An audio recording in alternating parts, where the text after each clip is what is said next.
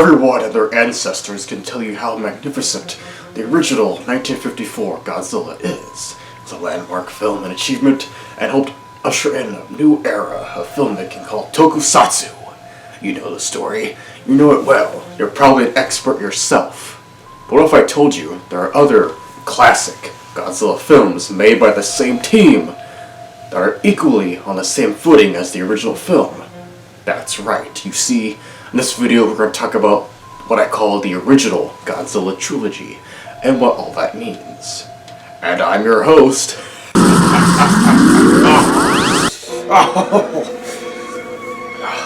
I gotta say, teleporting doesn't work all the time. I'm Alien Mugal, the third from the black hole planet 3 aliens, and I'm your host for this video. Today we're going to talk about the original Godzilla Trilogy, that being 1962's King Kong vs. Godzilla, 1964's Mothra vs. Godzilla, and also 1964's Ghidorah, the three-headed monster. All of these were directed by Ishiro Honda, the king himself, the legend, the man. And all of these were written by Shinichi Sekizawa, another legend who helped usher in what Godzilla is all about as he evolved over the years.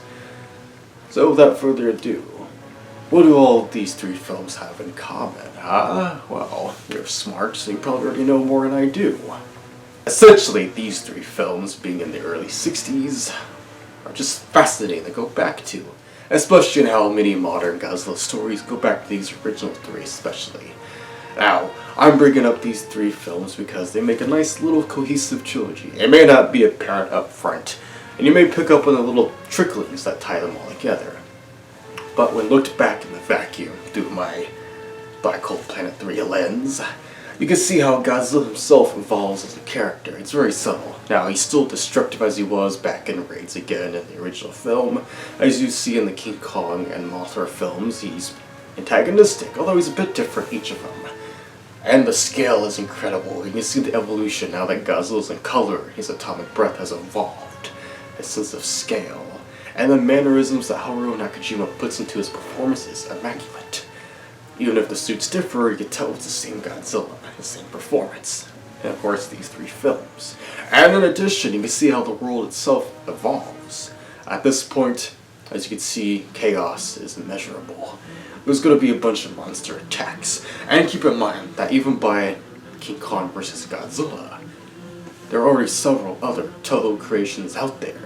Whether from the likes of Gorath in that film, or Rodan, Mothra, Varan, and so on and so forth. You get to see a bit of a wider world taking place. It doesn't need to be stated, but it's always usually the same teams behind all of them, the same creators, flexing their muscles from Ishiro Honda's direction to Eiji Tsuburai's amazing tokusatsu creations to Sekizawa's scripts, Ifukube's scores, and Tomiyuki Tanaka producing, so many other big players in the picture. You start to see what I mean.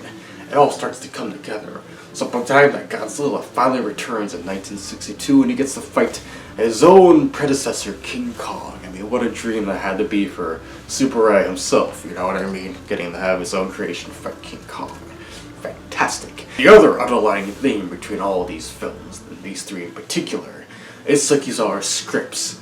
I mentioned the 60s earlier, and it's important, not only because he's already made other tokusatsu films beforehand, but by the time we got the King Kong vs. Godzilla, there's a lot more satire and commentary in it.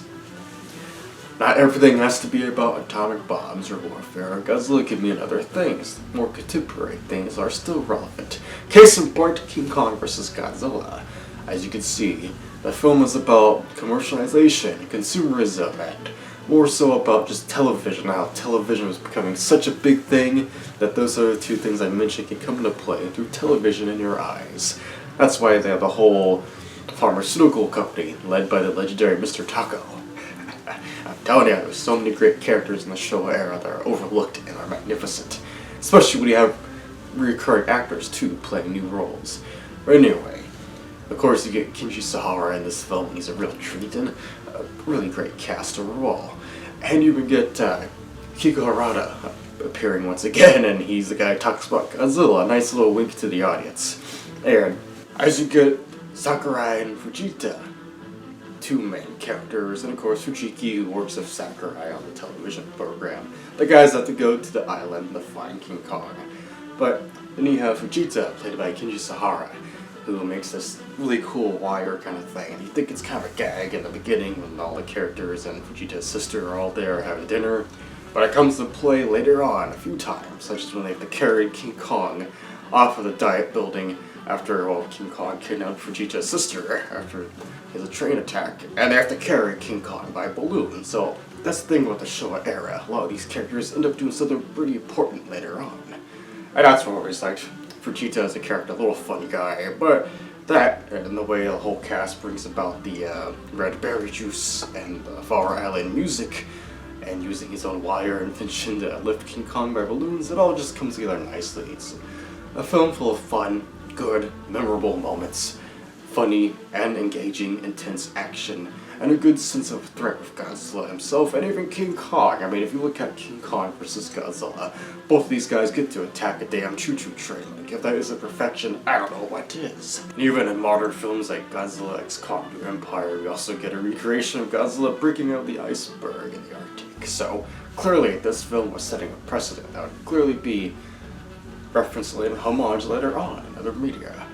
But the underlying thing is that Shinichi Sekizara's script in this film is immaculate. It's fun, there's lots of little cool moments, and intense scenes like Godzilla's attack on the train in the mountains. Like, he's very intimidating, and little small things like that build up over time, such as the big JSDF attack on Godzilla in this film was one of the best.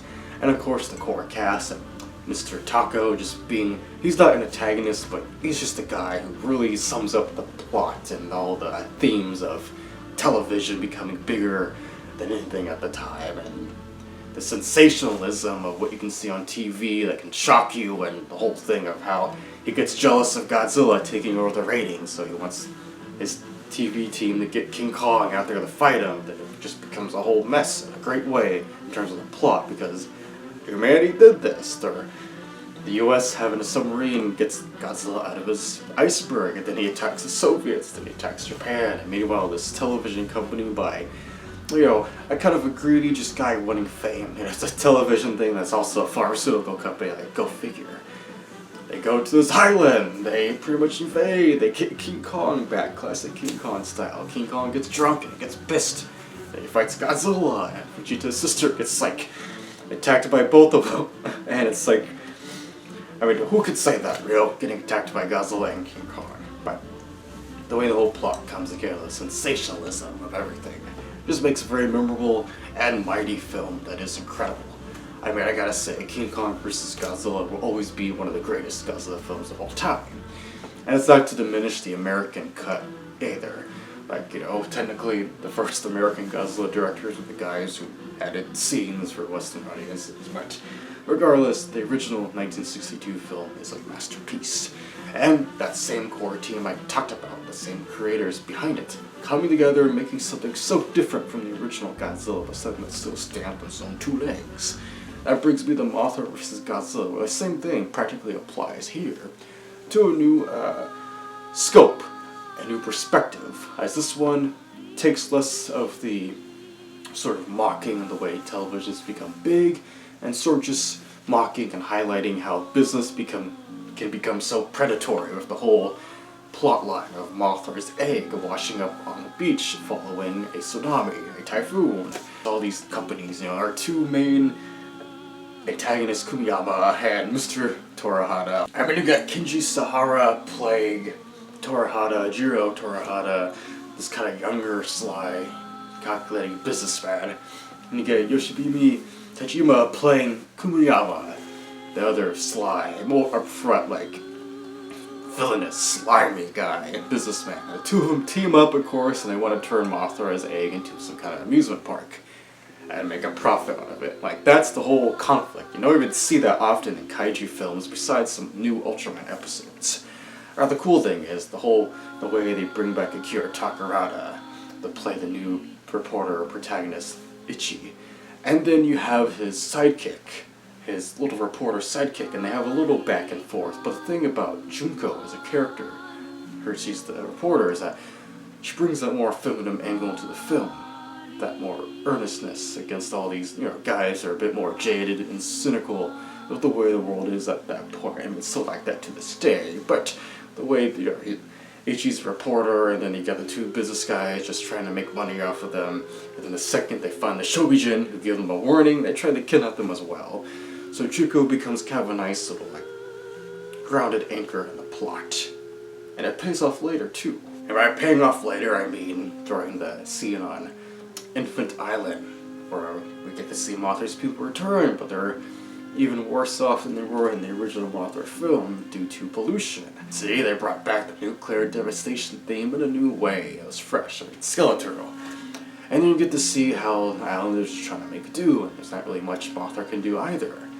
However, the Shobijin are able to kind of also be the middle ground, and they have Junko's big proclamation, where she spills her guts out to the cast, our main reporter characters, the Infant Islanders, the chief there, and the Shobijin, and even Mothra herself, saying that we can't just abandon our fellow man.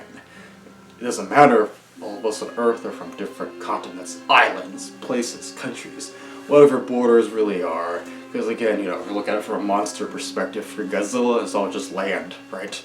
But that kind of is the point of Mothra as well. Like Juko saying that we should all help each other. There's no political reason, there's no God-given reason, no. There's not even really a nature reason, it's just because we're all here together. So we should help each other, we should stop nuclear warfare, put it in the warfare, protect the environment, kind of things like that.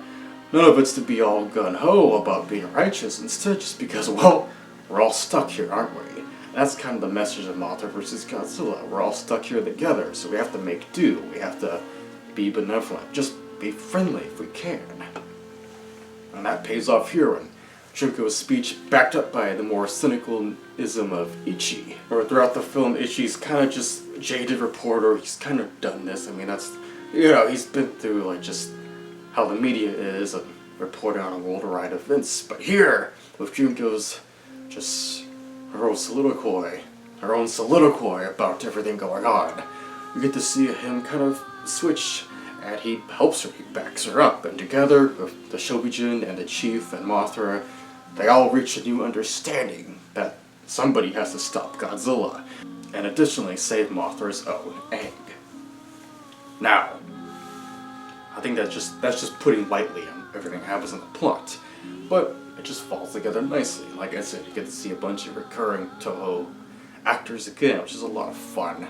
I think there's a bit of a lost art in having actors just come back to play different characters, right? Maybe it's easier to do voice acting, but in front of the camera, it's a very fun part of the Showa era, and of course the Heisei Millennium eras as well. And even in recent films like the Shin Trilogy, where you have certain actors kind of maybe playing the same character, but maybe not across the films. But anyway, here we are, Mothra vs. Godzilla, another amazing masterpiece, doing something different. And a vacuum, if you don't really want to focus on the Showa films, you might think they blend together, but once you actually look into them, you find a whole wide array of beautiful colors and storylines to just inhabit, to explore, to get lost in, and find something really beautiful. So we've talked about King Kong vs. Godzilla, and Mothra vs. Godzilla, two films written by Shinichi Sakazawa, highlighting how humanity can be violent, funny, heartbreaking, somber, but also there's hope, we can do better.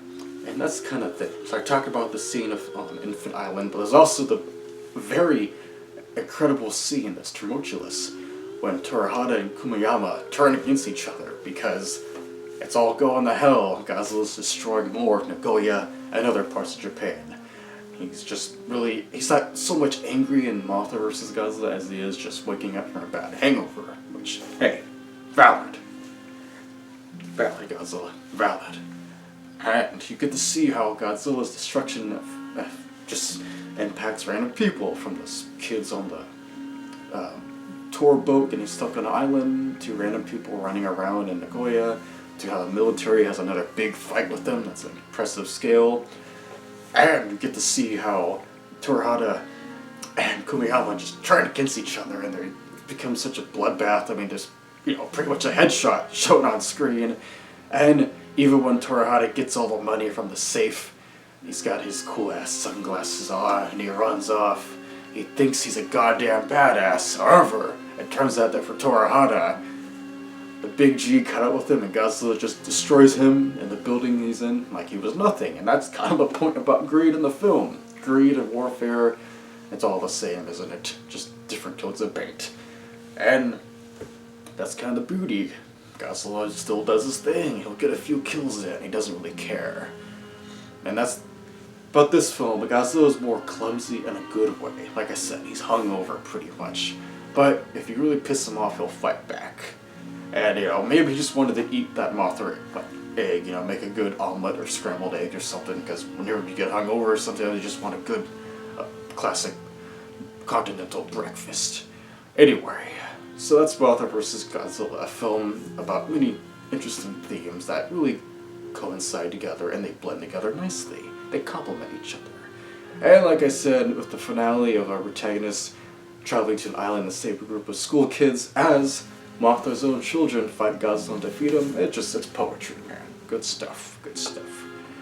And this film also keeps a trend of Godzilla falling into the ocean at the end. I mean, what a great way to beat him, toss him to the ocean. I'm sure he won't come back. Dun, dun, dun. Which brings me to the next and last film of this trilogy. That being Ghidorah, the three-headed monster.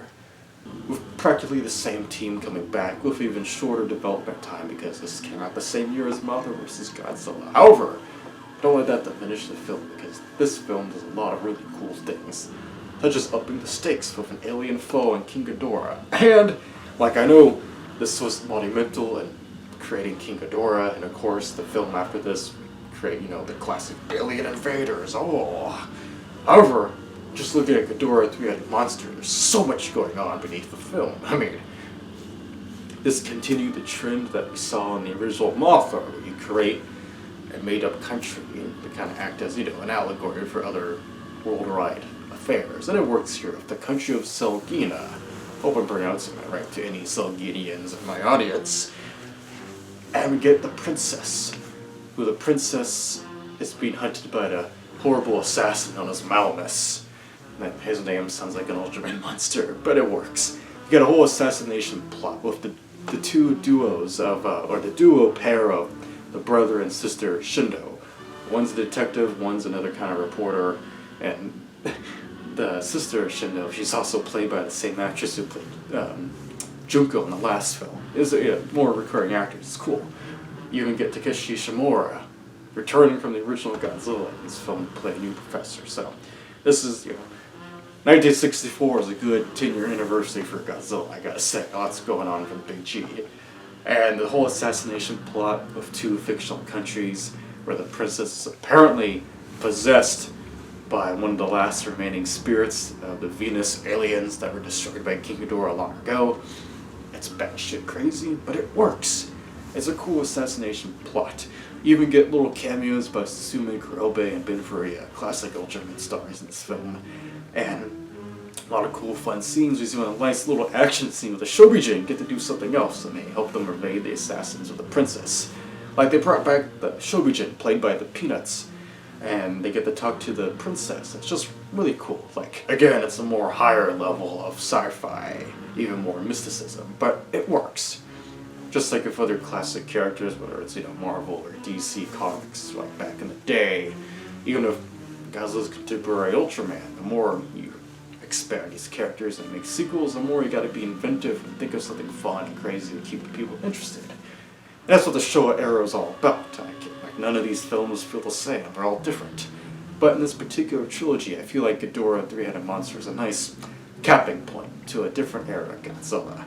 Now, I'm not going to reiterate what other YouTubers say about how this was like what made Godzilla a hero. I mean, this film did show that there's more like Godzilla than just being, a jackass. He does have a heart, but he wasn't really a hero until, like, I guess you could say Destroy All Monsters, or in, actual continuity, Godzilla vs. Ghidorah was when he really became a superhero. But even in that film, he was still wanting, he would punch the military if he had to. But regardless, and Ghidorah, Three-Headed Monster, another big heart chunk of this film is about how, Godzilla and Rodan, there's more to him than meets the eye. That's what I really like about this film. Like, you may, bash the fact that they technically had these guys talk through the Shobijin, but I mean, they found a way to make it work. They don't actually speak; they just have the Shobijin speak for them or translate. Of course, you get the classic, "Oh, Godzilla, what terrible language," which is what a lot of people say about me too. I have a mouthful of terrible language, but today I'm speaking poetry. But the beauty of this scene is that you have Godzilla and Rodan exclaim that they only don't like humanity because humanity doesn't like them. That's all. I think that's very powerful. It's a very, if you're a fan of the Hulk, he kind of has a similar thing sometimes. But it's that kind of thing where you have these very strong monsters, Godzilla and Rodan, but, I mean, they're just living, doing their thing, and humanity fought back. Or humanity hurt them in the first place of atomic testing, and that's how we got to where we are. So for a 10-year anniversary capping point, I think that's a pretty cool message, because it doesn't just end like that. Godzilla and Rodan, they walk off. They tell Mothra, the Shobijin, and the humans, like, screw you, we're not going to help you fight King Ghidorah. And, maybe confer that maybe Godzilla somehow felt a little bad that he killed one of the Mothra larvae, because of the radiation. So, even if you're one of those people who complain for some reason about Godzilla losing to two, caterpillars, I mean, it's not that big of a deal to me. I think it worked for the story. But, I mean, he got one of them dead. But anyway, it all caps off in the end when you have this cool, the first time in an actual Godzilla film, building off of Mothra versus Godzilla, we had the two villains fighting each other way before the final fight. Here, at some point during the final fight, you have Malmus' attack of his assassins on the cast. Detective Shindo shoots back at him and they get the princess unmind-controlled. Well, I guess unpossessed. It's kind of vague in a cool, ambiguous way. And as they're fighting, the monsters are fighting, which causes their cliffside gunfight to have boulders falling on them. Good thing Chris Redfield wasn't there. He would have punched the boulder, but it all works well. It's a cool, exciting finale. The cool highlight is that Mothra, she's trying to fight off Ghidorah. She's, underpowered, being in her larvae form, and then Godzilla and Rodan come to save the day. So maybe, for all of the hatred Godzilla and humanity have given each other at this point, it kind of shows that there is an actual soul to Godzilla. I mean, as a fans we know this, but in the actual film, I think that's why this is one of the best. Godzilla himself gets a moment to shine. And the fact that he was fighting this jackass known as Rodan the whole time, and they finally got to make amends, I mean, that's just beautiful. The fact that Godzilla and Rodan are going to keep fighting throughout, several months of the whole intervention of Mothra didn't happen, it's kind of funny to think about. But, we need more Godzilla and Rodan. Oh, we need more. Bring Rodan back for real. Just don't kill him. Make him a real strong, buddy the Godzilla that can stand toe-to-toe with Godzilla. He's Rodan, damn it. We need more Rodan. And I think that the whole final fight is amazing, just seeing the three of them tag team King Ghidorah. It's never been quite as exciting since. And I think that it's just amazing finale. Everything comes together, and we get a nice happy ending where Godzilla doesn't have to really be defeated or knocked out. He can just live, and that same applies to Rodan. And the Mothra and the Shobijin get to go back. They don't have to do any more talk shows, as we saw in this movie. They get to go back to Infinite Island and see how those guys are doing. But, all in all, I feel like when talking about these three films as a trilogy in a vacuum, they make a nice little cohesive thing, And of course, you get the plot thread from the original Godzilla picked up by having Godzilla have a weakness to lightning or electricity for these three films, if that counts as anything for you. Bunch of fun recurring actors. And, when talking about the Showa era, like I said, it's always the same team for the most part, at least in this early 60s, the same creative team working together, making some war masterpieces. That's why I think this original trilogy really stands out. You get just an amazing production, fun, memorable characters, unique human scenes and themes, and some cool, memorable monster action to boot. And of course, the soundtracks are amazing. I think one of my favorite themes of all time from Godzilla is Sacred Springs by Ifukube. And you can hear it in Mothra vs. Godzilla, and again in Ghidorah Three-Headed Monster. It's a gorgeous, gorgeous, melancholic theme that I think sums up this trilogy pretty well. Sure, the monsters may be insane and crazy, and they may, even make you laugh sometimes, but they'll make you feel something too. And whether that's something somber or a feeling of dread or some comedy. These films have it all, and that's why I really love them. So, go back and watch this original trilogy. You better do it. Let me know in the comments what you think. I've been Mugal III, the new host for the Godzilla videos on this channel. Let me know what you think in the comments. And check out my episode 0 of the Mugal's reviews of the first American Ultraman and Godzilla, where I talk about Godzilla 1998 alongside Ultraman Powered with the dastardly alien magma boulder, my cohort who I butt heads with every now and then. But this has been episode 1 of the Mugal's Review series, the original Godzilla trilogy. And stay tuned for episode 2, where I'm going to talk about the time Godzilla met Planet of the Apes.